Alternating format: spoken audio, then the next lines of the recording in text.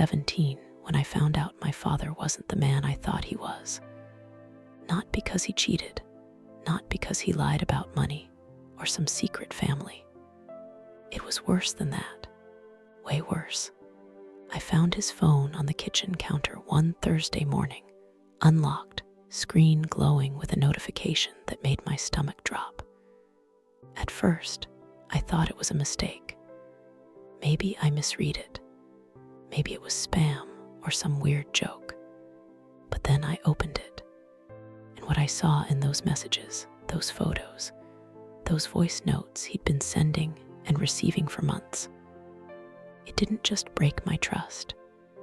It shattered everything I knew about my family, about my childhood, about the life I thought we were living.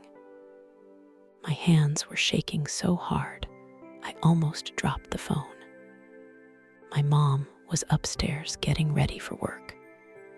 My little sister was still asleep, and I was standing there in our perfect suburban kitchen, looking at evidence of something so twisted, so unforgivable, that I knew nothing would ever be the same again. The worst part, I had to decide right then and there what to do with what I knew. And whatever choice I made, someone I loved was going to get destroyed. Before I tell you what happened next, make sure you're alone, because this gets dark. Let me go back to the beginning, to the moment everything was still normal. It was March, right after spring break. I was a senior in high school, counting down the days until graduation, obsessing over college acceptance letters and prom dresses like every other girl my age. My dad, Richard, was a high school history teacher at a private school across town. He was the kind of dad who coached Little League on weekends, who made terrible jokes at dinner, who still called me Pumpkin, even though I begged him to stop.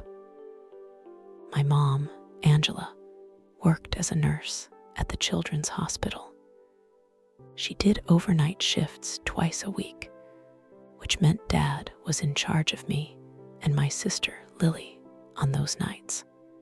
We were close, my dad and I, closer than most fathers and daughters, I thought. He helped me with my college essays. We watched old movies together on Sunday afternoons. He was the first person I called when I got into NYU. I trusted him completely. I never had a reason not to. That's what made finding his phone that morning so devastating. It wasn't just what I discovered. It was realizing that trust, that closeness, that whole relationship I thought we had, maybe it was never real at all. That Thursday started normal. I woke up late because I'd been up until 2 a.m. finishing an English paper. Mom had already left for her shift. Dad was supposed to drive me to school on his way to work. I stumbled downstairs in my pajamas, desperate for coffee, and that's when I saw it. His phone, just sitting there on the counter next to his empty coffee mug. The screen lit up with a notification, and I glanced at it without thinking. It was from someone named Jay in his messages. The preview made my blood run cold. Last night was perfect. I can't stop thinking about you. When can we do it again? My first thought was denial. It had to be innocent. Maybe it was a colleague talking about a work project. Maybe it was one of his old college buddies being weird. But something in my gut told me to look closer. I picked up the phone. No password. He never used one at home because Mom was always asking him to check things for her. I opened the message thread with Jay and started scrolling. My heart was pounding so hard I could hear it in my ears. The messages went back months. January, December, some from last fall. They weren't just flirty texts. They were explicit, detailed, plans to meet up. photos I wish I could unsee. But here's the thing that made me feel physically sick. Jay wasn't some random woman he'd met at a bar. It wasn't an affair in the traditional sense. The contact photo finally loaded as I scrolled up, and I recognized the face immediately. Jordan Mitchell, a student at my dad's school. I'd met him once at a faculty event last year when I tagged along with Dad. He was 18, a senior, charming and polite, and good-looking in that all-American way. And my father had been sleeping with him. I sat down on the kitchen floor, phone still in my hand, trying to process what I was reading. This wasn't just an affair. This was illegal, unethical. My dad was his teacher. Jordan might have been 18, technically legal, but there were rules about this kind of thing. Power dynamics, professional boundaries. And beyond all that, beyond the legal and ethical nightmare, was the simple, crushing fact that my father had been lying to all of us for months. Every dinner where he talked about his day. Every weekend he said he was going to grade papers at the library. Every time he kissed my mom goodbye. All lies. I heard footsteps upstairs. Dad coming down. I shoved the phone back where I found it and stood up, grabbing my coffee mug like nothing was wrong. He walked into the kitchen, already dressed for work, smiling that familiar smile. "Morning, pumpkin. You ready to go?" I looked at him and felt this surge of anger and disgust so powerful I thought I might throw up. But I nodded. I smiled back. I said, "Yeah, just let me get dressed." In the car on the way to school, I couldn't speak. I stared out the window while he talked about some field trip his students were planning, some documentary he wanted to show his AP class. His voice sounded different now. Fake. I kept thinking about Jordan sitting in one of those classes, knowing what I knew, and I wanted to scream. When he dropped me off, he said, "Have a good day, sweetheart." I got out of the car without answering and watched him drive away. That's when I realized I had no idea what to do next. I went through the school day in a fog. My best friend Maya kept asking if I was okay, and I brushed her off. How could I possibly explain this? I couldn't focus on anything my teacher said. I just kept playing the messages over and over in my head, trying to figure out my options. I could tell my mom, but that would destroy her. She loved him. She trusted him. Finding out would break her heart. I could confront my dad directly, but what if he denied it? What if he turned it around on me for snooping? I could report him to his school, but that would blow up our entire lives. His career would be over. Jordan would be exposed. Our family would become the center of a scandal. By the time I got home that afternoon, I'd made a decision. I needed more information before I did anything. I needed to understand the full scope of what was happening. So I did something I'm not proud of. I went into my dad's office while he was downstairs making dinner and found his laptop. He was logged into his email, his social media, everything. I spent 2 hours going through his digital life, and what I found made me wish I'd never looked in the first place. There were other messages, not just with Jordan. There were emails from other young men, some I recognized from his school, some I didn't. Not all of them were sexual, but enough were that it was clear this wasn't a one-time mistake. My father had a pattern. He targeted students who were vulnerable, who looked up to him, who trusted him. He groomed them. That's what it was called, right? Grooming. I felt sick reading the way he manipulated them, the way he used his position and their admiration to get what he wanted. Some of the messages went back years. How long had this been going on? How many boys had there been? I closed the laptop and sat there in his office, surrounded by his books and his degrees on the wall and photos of our family, and I cried. Not quiet tears, ugly, gut-wrenching sobs that made my chest hurt. This man wasn't my father. I didn't know who he was. The person I'd loved and trusted my entire life was a stranger, a predator, and I was the only one who knew. That night at dinner, I couldn't look at him. Mom asked me 3 times if I felt okay, and I lied and said I was just stressed about finals. Lily, who was only 13 and oblivious to everything, talked about her soccer game. Dad laughed at something she said, reached over and ruffled her hair, and I wanted to grab her and run. What if he hurt her too? What if I wasn't the only daughter he'd betrayed?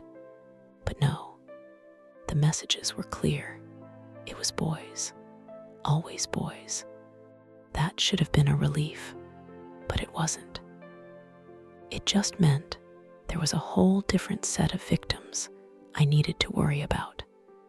After dinner, Dad said he had papers to grade and disappeared into his office. Mom went upstairs to read. I sat in my room, staring at my phone, trying to figure out what to do. I thought about calling the police. I thought about calling the school's headmaster.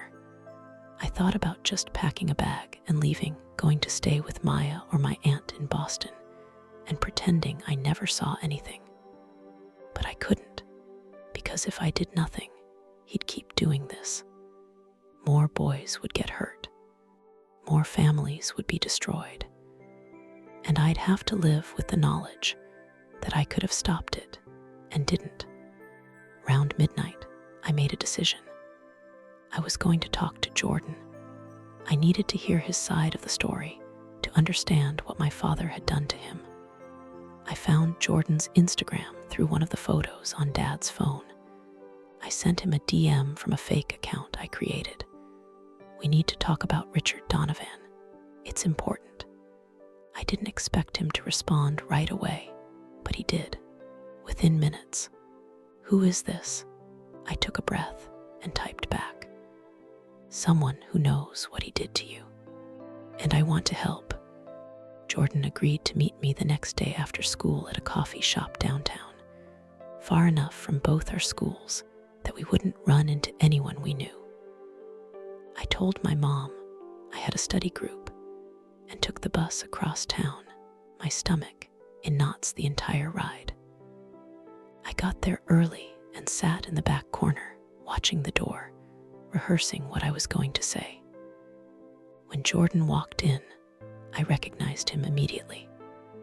He was tall, athletic build, wearing a varsity jacket. He looked nervous, scanning the room until his eyes landed on me. I waved awkwardly, and he came over. He sat down across from me, his jaw tight. So who are you really? Why are you asking about Mr. Donovan? I'd planned to ease into it, but looking at him, seeing the defensiveness in his eyes, I realized there was no gentle way to do this.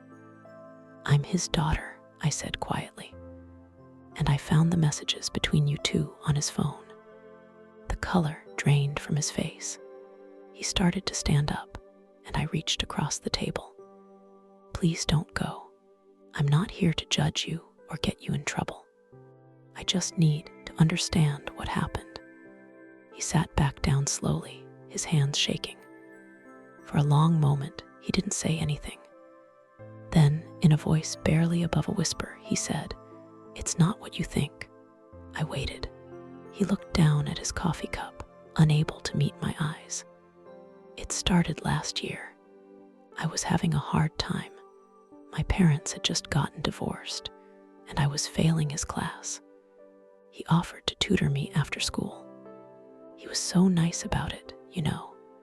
He actually seemed to care. Not like the other teachers, who just saw me as another stupid jock. Jordan's story came out in pieces, fragmented and painful. My father had been patient at first, building trust, being the supportive mentor Jordan desperately needed. Then the boundaries started to blur. Compliments that felt too personal. Text messages late at night checking in on him. Invitations to grab coffee or lunch off campus. Jordan said he didn't realize what was happening until it had already gone too far. By the time things turned physical last fall, he felt trapped. He was 18 by then, legally an adult, but my father was still his teacher. Still held power over his grades, his college recommendations, his future. "Did you want it?" I asked, immediately regretting how harsh that sounded. Jordan flinched. "I don't know," he said honestly. "At first, I thought I did. He made me feel special, like I mattered. But then it got complicated. He'd get jealous if I talked about other people I was dating. He'd guilt trip me if I said I needed space. And I couldn't tell anyone because," he trailed off. "Because he's a teacher and you're a student," I finished. He nodded. "And because my parents are super conservative. If they found out I was involved with a man, especially an older man, they'd lose it. So I just kept going along with it, telling myself it was fine, that I was in control. But I wasn't. I felt this overwhelming wave of guilt and anger. Guilt because this was my father who had done this. Anger because Jordan wasn't the only one. "There are others," I told him. "I saw messages with other guys, some from your school, some I didn't recognize." Jordan's expression shifted from shame to something harder. "Cameron," he said bitterly. "He's a junior. I saw them talking at a basketball game last month, and your dad got all weird when I brought it up. I asked if something was going on, and he said I was being paranoid. But I knew. I could tell. We sat there for over an hour, Jordan telling me everything while I tried not to fall apart. He talked about how my father had promised to leave my mom, how he'd said they could be together, openly, once Jordan graduated and went to college. He talked about the gifts my dad bought him, the hotel rooms they'd meet in when my mom worked nights, the lies they both told to keep it secret. And through it all, I kept thinking about my mom at home, completely oblivious, making dinner and doing laundry, and planning their 25th anniversary trip for this summer.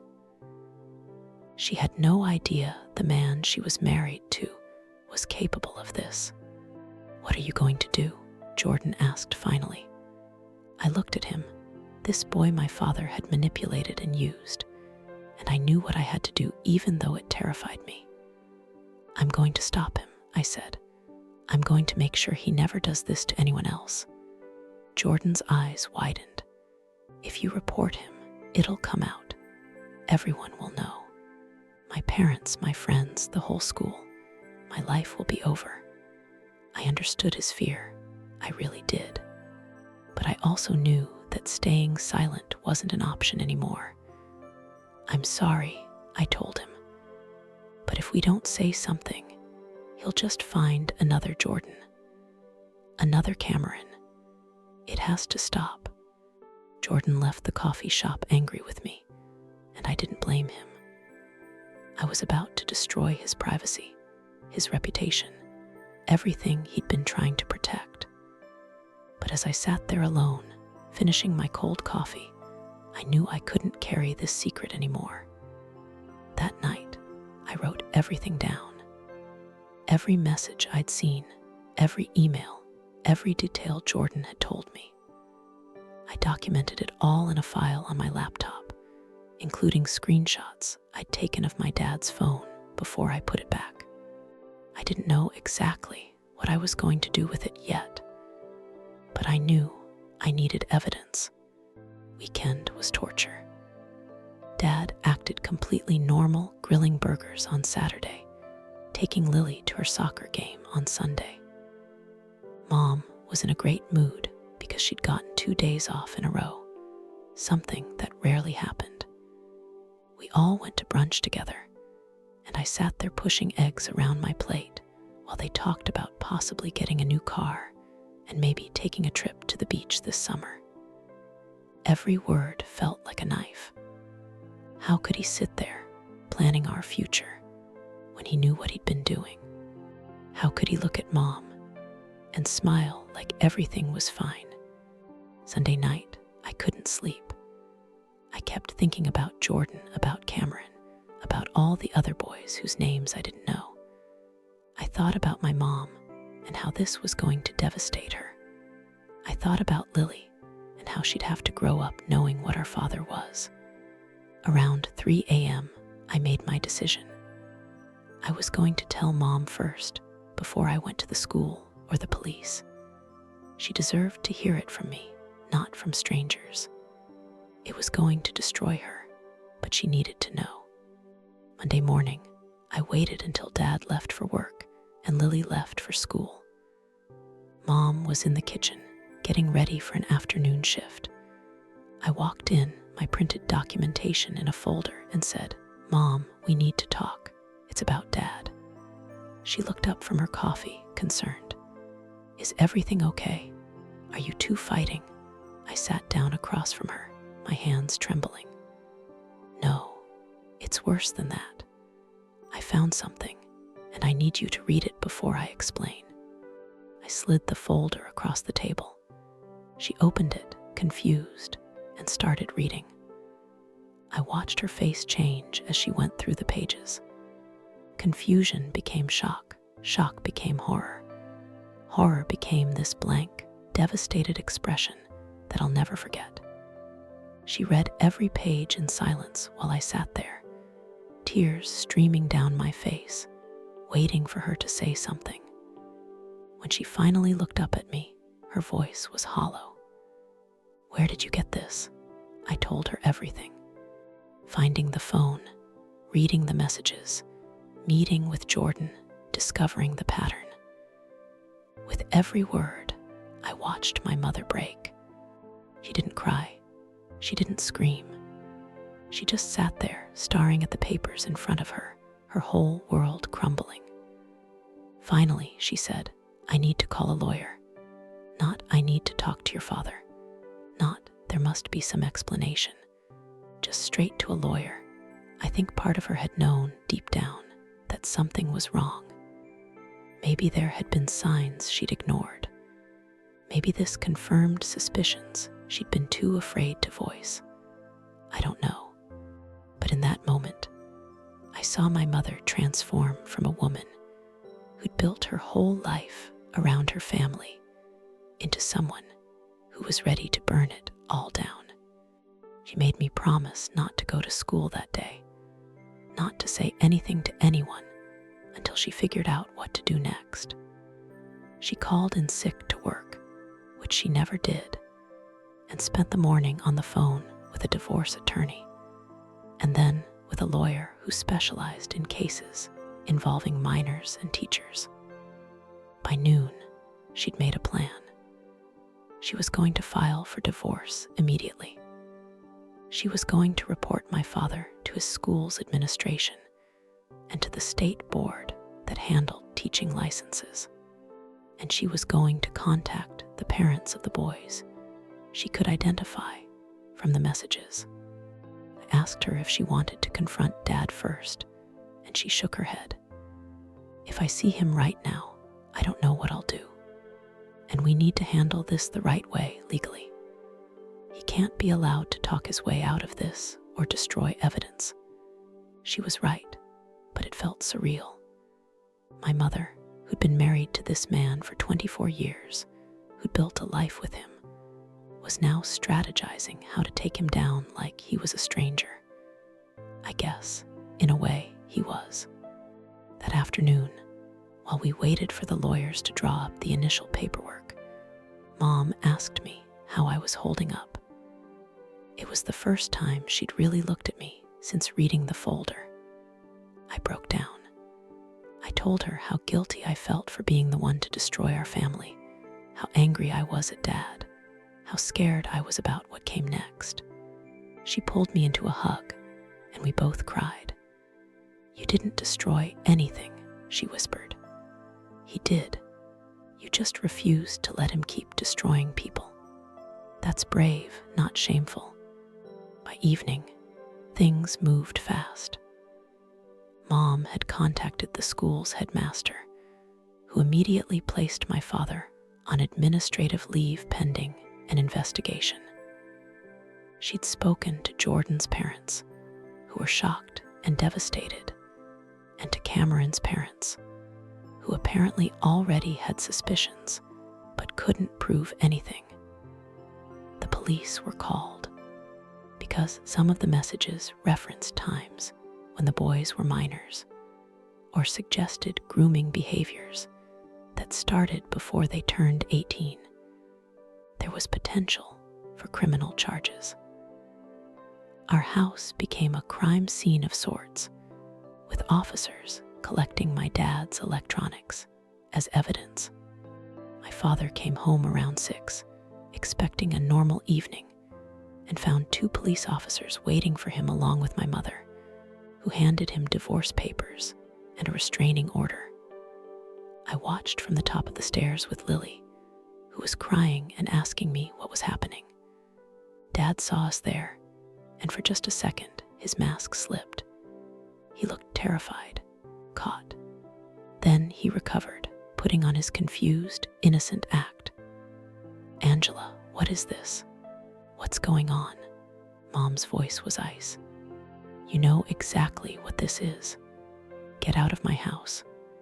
They arrested him that night, not for the affairs themselves, since Jordan and Cameron were both 18 when things became physical, but for evidence they found on his laptop of explicit messages with a 16-year-old from 2 years ago. Solicitation of a minor. That charge would stick. As they led him out in handcuffs, he tried to catch my eye, maybe to plead with me or guilt me, or I don't know what. I looked away. That man wasn't my father anymore. My real father, the one I'd loved and trusted, had never existed. The next few weeks were a nightmare. Our house was swarmed by reporters once the story broke. A beloved teacher at a prestigious private school arrested for soliciting minors and having inappropriate relationships with students. It was the kind of scandal that local news channels couldn't resist. They camped outside our house, tried to interview my classmates, dug into every aspect of our lives.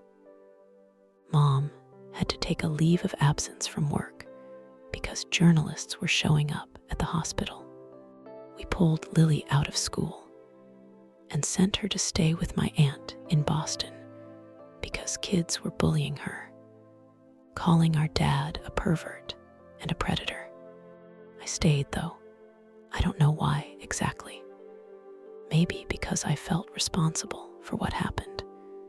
Maybe because I needed to see it through. My school was chaos. Everyone knew I was the one who turned him in.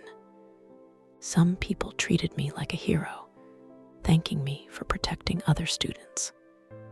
Others treated me like a traitor, saying I'd destroyed a good man's life over a misunderstanding. The worst were the ones who whispered when I walked by, spreading rumors that maybe I was lying, that maybe I was jealous of the attention he gave other people, that maybe I had some sick agenda. Jordan stopped coming to school entirely. His parents pulled him out and enrolled him in online classes to finish his senior year. I tried to reach out a few times to apologize for the chaos I'd caused in his life, but he never responded.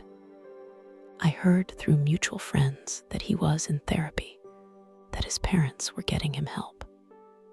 I hoped it was true, Cameron's family moved away completely to a different state, trying to escape the scandal. I never got to talk to him, never got to hear his story directly. I just saw his name in court documents and news articles, listed as Victim 2. Legal process was slow and exhausting. My mom had to give depositions. I had to meet with prosecutors and explain how I found the evidence, what I saw, why I came forward. They asked me questions that made me uncomfortable, like whether I'd ever suspected my father was attracted to men, whether there were signs at home that something was wrong. I told them no. He'd hidden it perfectly. Or maybe I just hadn't wanted to see it. I still don't know which is worse. My father pleaded not guilty at first. His lawyer tried to paint him as the victim of overzealous students who'd misinterpreted his mentorship as something inappropriate. They tried to discredit Jordan by bringing up his dating history, suggesting he was manipulative and attention-seeking. They tried to suggest that I'd fabricated evidence because I was angry about some unrelated family issue. It was disgusting, watching them twist everything to protect him. But then the prosecution presented the messages with the 16-year-old, the explicit photos he'd requested, the evidence that was impossible to deny. His lawyer advised him to take a plea deal. Got 6 years. 6 years in prison for destroying multiple lives, for betraying everyone who trusted him, for using his position to prey on vulnerable kids. It felt like nothing. The sentencing hearing was the first time I'd seen him in person since the arrest. He'd lost weight, looked older, defeated. When he stood to give his statement, he cried. He apologized to the victims, to our family, to the community. He said he was sick, that he needed help, that he took full responsibility. I sat between my mom and my aunt, listening to him perform remorse, and I felt nothing. No sympathy, no anger, just emptiness. After the sentencing, reporters tried to get statements from us. Mom declined. I almost did too, but something made me stop. I turned to the cameras and said, "My father was a predator who used his position to manipulate children. What he did wasn't a mistake or a lapse in judgment. It was calculated and deliberate. And I hope every student out there knows that if an adult in a position of power makes you uncomfortable, you have the right to speak up. You won't be believed by everyone, and it won't be easy, but you deserve to be safe." It made the evening news. People praised me for being brave. I didn't feel brave. I felt exhausted. Rebuilding our lives was harder than I expected. Mom eventually went back to work, but she was different, quieter, more guarded. She started therapy, which helped some, but there's no easy way to process that level of betrayal. She'd trusted this man completely, built a life with him, and he'd been lying the entire time. She blamed herself for not seeing the signs, even though everyone told her there was no way she could have known. I understood that guilt. I carried it too. Lily came back from Boston in time for summer, but she was different too, angrier. She'd lost her innocence in the worst possible way, learning that people you love can hide terrible things. She didn't talk about Dad at all. When I tried to bring it up once, to see if she needed to process anything, she shut down completely. "He's dead to me," she said flatly. She was 13. No 13-year-old should have to say that about their father. As for me, I deferred my acceptance to NYU. I couldn't imagine leaving Mom and Lily to deal with everything alone. I enrolled in community college locally, and got a part-time job at a bookstore. My dreams of moving to New York, starting fresh, building the life I'd imagined, all of that felt impossible now. How could I think about my future when my present was this broken? My therapist told me I was punishing myself, that what happened wasn't my fault, and I deserved to live my life. But it didn't feel that way. It felt like penance. I ran into Jordan once, about 6 months after everything happened. I was at the grocery store with my mom, and I saw him in the cereal aisle. We made eye contact, and for a second I thought he'd just walk away. But he didn't. He came over, hands shoved in his pockets, looking uncomfortable. "Hey," he said. "Hey," I replied. We stood there awkwardly while my mom pretended to be very interested in pasta sauce a few feet away. Finally, Jordan said, "I wanted to thank you for what you did. I know it cost you a lot." Didn't know what to say to that. It had cost me everything, actually. My family, my future, my sense of normalcy. But looking at him, seeing that he seemed healthier, more settled, I realized it had been worth it. "How are you doing?" I asked. He shrugged. "Better. I'm at State now, studying engineering. Therapy helped. My parents eventually came around, accepted everything. It's not perfect, but it's better than it was." I smiled, genuinely happy for him. "That's good. I'm glad you're okay." He nodded. "You too? I hope you're okay too." We said goodbye, and I watched him walk away, carrying his basket of college student groceries. Just a normal kid living a normal life. Maybe that was enough. Hardest part, the thing I still struggle with, is the question of whether I did the right thing. I know objectively that I did. My father was hurting people, and I stopped him. But the cost was so high. My mother lost her husband and her sense of security. Lily lost her childhood and her father.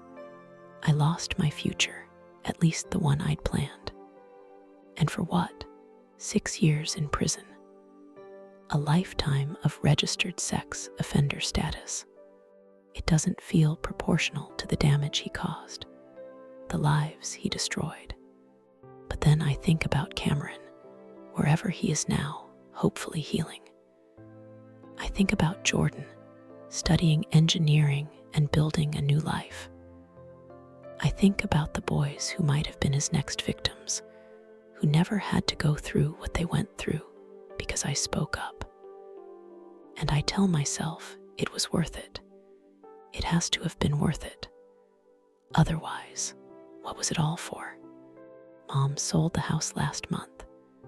Too many bad memories. Too many reporters who still occasionally show up looking for updates on the suburban teacher scandal. We moved into a small apartment across town, just the 3 of us, starting over. It's strange, living in a space with no history, no photos of Dad on the walls, no reminders of the family we used to be. But it's also freeing in a way. We get to decide who we are now, separate from him and what he did. I'm planning to reapply to NYU for next fall. My therapist convinced me that staying here forever won't help anyone, and Mom agreed. She wants me to have the life I dreamed about, says I've sacrificed enough. Lily's doing better too. She joined the debate team at her new school and made some friends who don't know our history. We don't talk about Dad. We don't visit him in prison, don't take his calls. Maybe someday we'll be ready to confront him, to get closure or answers, or whatever it is you're supposed to get from something like this. But not yet. Right now, we're just trying to survive. People ask me sometimes if I regret it. If I wish I'd never picked up that phone, never looked at those messages, never found out the truth. The answer is complicated. part of me does wish I could go back to that Thursday morning and just leave his phone on the counter, go to school, live in blissful ignorance. Life was simpler when I didn't know. But the bigger part of me, the part that's grown up way too fast over the last year, knows that ignorance wasn't bliss. It was just permission for him to keep hurting people. So no, I don't regret it. But I do mourn. I mourn the father I thought I had. I mourn the family we used to be, even if it was built on lies. I mourn the girl I was before I found that phone, the one who trusted easily and believed people were who they said they were. That girl is gone, and in her place is someone harder, more cautious, more aware of how dark the world can be. I don't know if that's better or worse. It just is. Last week was my 19th birthday. Mom made my favorite dinner, and Lily got me a gift card to the bookstore where I work. We didn't talk about the fact that this was the first birthday without Dad, without his terrible singing or his predictable, "You'll always be my little girl" speech. We just ate cake and watched a movie, and for a few hours, it felt almost normal, almost like we might actually be okay someday. I still have the folder, the one with all the evidence, all the messages and emails I printed out that started everything. I keep it in a box under my bed, even though I don't need it anymore. The trial is over. The lawyers have copies, but I can't bring myself to throw it away. Maybe because it's proof that I didn't make it up, that I wasn't overreacting, that everything that happened was real and necessary. Or maybe I just need the reminder that speaking up, even when it destroys everything, is still the right thing to do. If I could go back and talk to myself on that Thursday morning, standing in the kitchen with Dad's phone in my hand, I don't know what I'd say. Part of me wants to warn that girl about what's coming, about how hard it's going to be, about all the ways her life is about to fall apart. But another part of me thinks she already knew. The second she saw that notification, the second she decided to look closer instead of walking away, she knew. She just had the courage to do it anyway. And maybe that's the real lesson here. Courage isn't about not being afraid. It's about being terrified, knowing the cost, and doing the right thing regardless. It's about choosing truth over comfort, justice over peace, action over silence, even when it means losing everything. Especially then. I don't know what my life looks like 5 years from now. Maybe I'll be in New York, working in publishing like I always dreamed. Maybe I'll have moved on, built a new family of chosen people who don't carry the weight of what happened. Maybe I'll still be here, helping Mom and Lily navigate this new reality. I don't know. But what I do know is that I'll never regret picking up that phone. I'll never regret speaking up. Because somewhere out there are boys who are safe because I did. And that has to be enough. The thing about finding out your father isn't who you thought he was is that it changes everything about how you see the world. Trust becomes harder. Love becomes complicated. Family becomes a choice instead of a given. But it also teaches you that you're stronger than you think, that you can survive the unsurvivable, that you can take the worst moment of your life and turn it into something meaningful, even if it's just the knowledge that you didn't look away when it mattered. So yeah, I found something in my dad's phone that changed my life. But not just mine. Jordan's life, Cameron's life, all those other boys' lives, my mom's, my sister's, my own. And I'd do it again. Every painful, devastating, impossible part of it. Because the truth, no matter how ugly, is always better than a beautiful lie. Always.